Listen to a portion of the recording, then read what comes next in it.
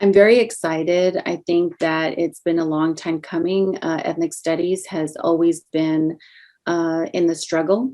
It's the only discipline that was born of student struggle and the longest student strike in the history of the United States, and always under attack. Um, and so the only way that we could elevate the status of a discipline is by Shirley Weber saying enough is enough. We've got to pass a law that's going to require, the CSU students to take an ethnic studies course. And so we were very supportive of the law from the very beginning in terms of our ethnic studies program on campus. And but at the end of the day, it is a win, and it's a beautiful um, uh, celebration to know that close to 500,000 students of the CSU campus will be taking an ethnic studies course, and most of these students will go into education and to see how ethnic studies has positively influenced so many of us, that it might also positively influence so many more. And I'll tell you, students who take my intro to ethnic studies class, they, for the most part, say, I wish I would have learned about this before. How come I didn't know about this in my high school experiences or in my elementary experiences? And so it's medicine. It's medicine for many, many of us. And that to me is such a hopeful, like place to be and to feel. Although it's not the magic bullet that will solve all of our problems, but it is definitely a step in the right direction. And I'm happy to help influence that step on our campus with our students. Well, in a society that promotes amnesia, doing the opposite of that is really important. It's really important for us to have an institutional memory around these topics. Like, I've been on campus for 2.5 years, going on 3 years, and I've met very few people who have that institutional memory about what has campus been like for Indigenous students.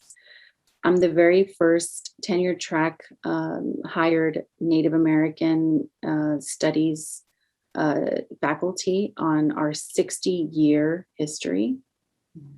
And I'm not proud of that. I'm disappointed that our university took so long to value this discipline. And so, and it's not like one person in particular. I'm talking about a systemic ideology that denies and erases Indigenous people. And so, for me, that institutional memory and going back to learning about the stories of specifically Indigenous peoples on campus, Native Americans on campus from the very beginning is very important. When we moved to Turlock from Phoenix, my first question was, who are the Native people of this land? How can I go and introduce myself? How can I, exchange stories? And nobody knew. We asked so many people, my husband and I, and nobody knew. I even went to the Turlock Museum, a historical museum, and they said, oh, well, there's, I think, a chapter of the Native people here in this book on that shelf over there. You can go ahead and take a look. So we're renegated to a chapter in a book in an institution that is supposed to hold the history of this place.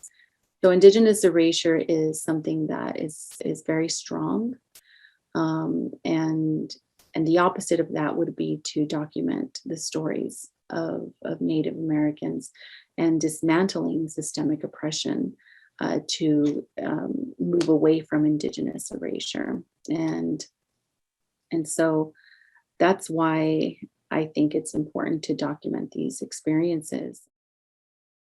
I think that it's really important for us to become visibilized. And so We've increased Native American studies programming on campus. Last semester, fall of 2020, we serviced 919 people who attended the semester programming.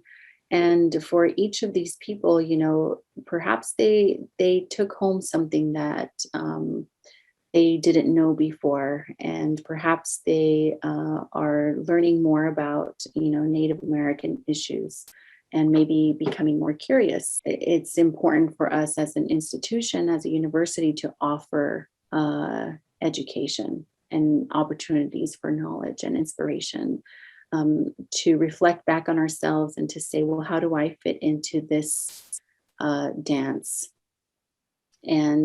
And then what is my responsibility to help this dance move further in ways that are dignifying to all people.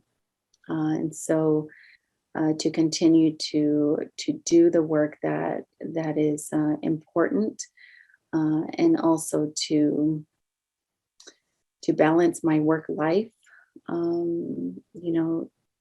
responsibilities. I have a 3-year-old son, and we're far away from family, so it's not easy to do it all. But my parents always say, sabiéndolo acomodar, todo cabe en un jarrito. If you know how to, move things in a way, everything will fit in a small pot.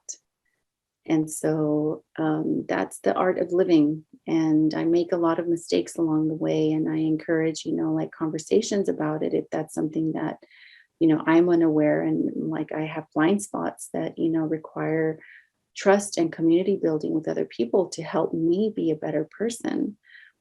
Just as, I hope to also, gently hold people accountable if what other people are doing are not servicing, the students that are, that I work with, or that are sharing with me, stories that are not helpful. So, it really is building trust and relationships. It's that takes time, and really organizing so that, the bottom line here is to elevate Native American visibility, honor, dignity on our campus, and that it's a mammoth undertaking. It's not just about Native American students and people, but it's about the earth, and it's about relationality, between people, that again are place-based, and that go back to nurturing community. And so it's very difficult to do that in a capitalist society, where we feel like we have to fill up our plates with the things that we produce. And all of a sudden nurturing community, might not be on the top of that, priority. So it's a slow undertaking, but one that is very satisfying along the way.